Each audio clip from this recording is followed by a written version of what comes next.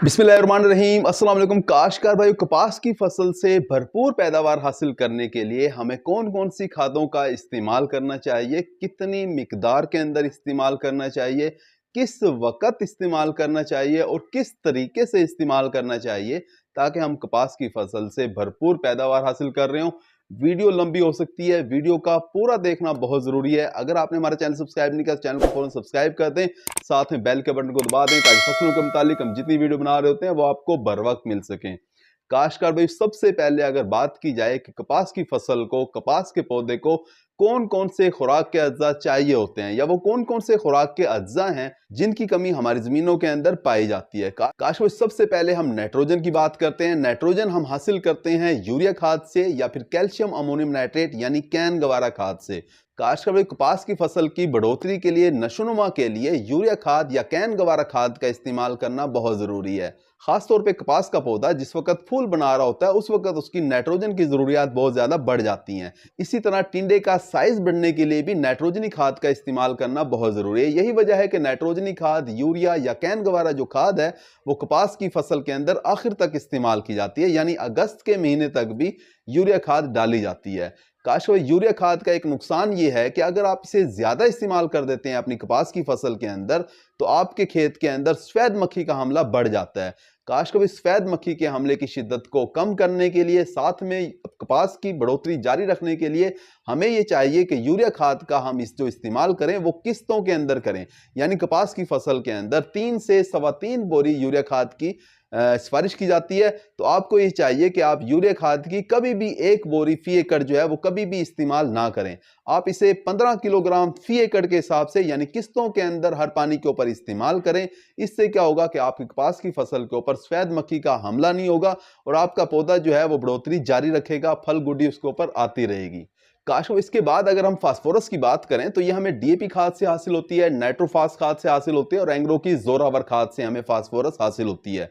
Phosphorus जो है वो कपास की फसल के अंदर जड़ों की नशोनुमा करने के लिए बहुत जरूरी है। इसके अलावा टिंडे का जो साइज बढ़ता है वो फास्फोरस के साथ बढ़ रहा होता है। इसके अलावा बनोले के अंदर जो वजन आता है वो फास्फोरस खाद के इस्तेमाल से आता है। काश्तकार, फास्फोरस का जब आप इस्तेमाल करते हैं तो बनोले के अंदर तेल की मिकदार बढ़ जाती है जिससे हमारी फसल की पैदावार बढ़ जाती है। तो काश्तकार, फास्फोरस का इस्तेमाल करना बहुत जरूरी है। कपास की फसल के अंदर 1.5 बोरी डीएपी खाद की सिफारिश की जाती है और ये जमीन तैयार करते वक्त ही डाल देनी चाहिए। जिस वक्त आप रोटावेटर कर देते हैं, अपनी जमीन को जमीन तैयार कर लेते हैं, उस वक्त आपको चाहिए कि 1.5 बोरी डीएपी खाद का छटा करें और ऊपर से फिर जो है आप खेलियां बना दें। काश्तकार भाई, डीएपी खाद की कीमत बहुत ज्यादा बढ़ गई है, महंगी हो गई है खादें, तो आपको चाहिए कि आप इनकी अफादियत को बढ़ा लें, यानी थोड़ी खाद इस्तेमाल करें और ज्यादा फायदा हासिल करें।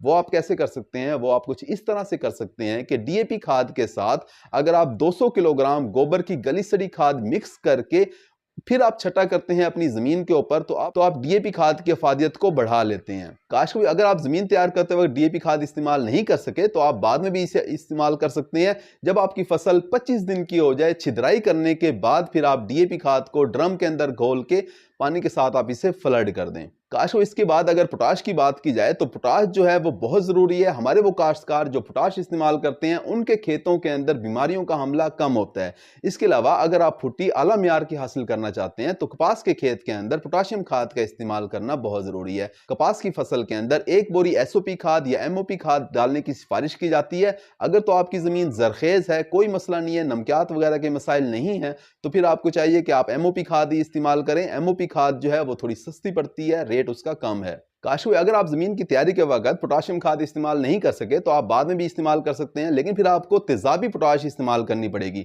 यानी वो पोटाश जो 25 किलोग्राम की बोरी मार्केट में मिल रही होती है, आधी बोरी आप 20 से 25 दिन की जब आपकी फसल हो जाए उस वक्त फ्लड कर दें और आधी बोरी आप 40 से 45 दिन की जब आपकी फसल हो जाए उस वक्त फ्लड कर दें। काश्तकार, कपास की फसल के अंदर जिंक और बोरान का इस्तेमाल करना भी बहुत जरूरी है क्योंकि ये हमारी जमीनों के अंदर कम है, इनकी कमी पाई जाती है। काश्तकार भाई, अगर आप ये चाहते हैं कि आपकी कपास का पौधा जो है वो फुल गुडी ज्यादा उठाए, टिंडे ज्यादा लगे उसके ऊपर और केरे का अमल भी ना हो यानी गिरने का अमल भी ना हो, तो आपको चाहिए कि आप जिंक और बोरान का इस्तेमाल करें। अगर बोरान की बात की जाए तो ये बोरान जो है ये आपको डीएपी के साथ, पोटाश के साथ जमीन तैयार करते वक्त ही मिक्स करके आपको डाल देना चाहिए।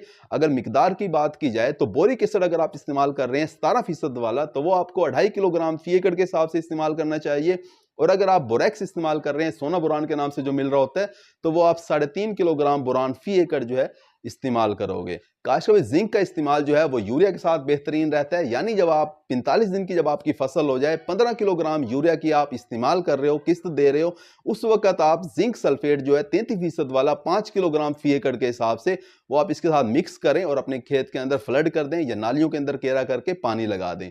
अगर आपके पास 21% वाला जिंक सल्फेट है तो वो आप 10 किलोग्राम फी एकड़ के हिसाब से इस्तेमाल करोगे।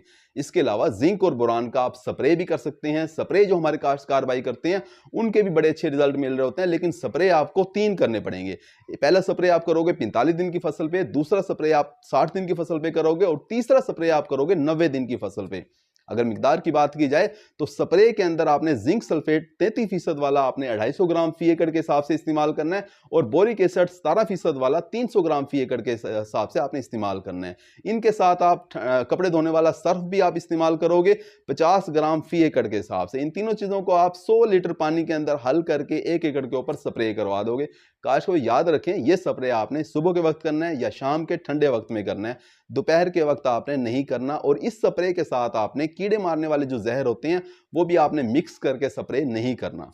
तो काश को इस तरह से खादों का इस्तेमाल करके आप अपनी कपास से भरपूर पैदावार हासिल कर सकते हैं। उम्मीद है कि वीडियो आपको समझ आ गई। अपना ख्याल रखिएगा। अल्लाह हाफिज।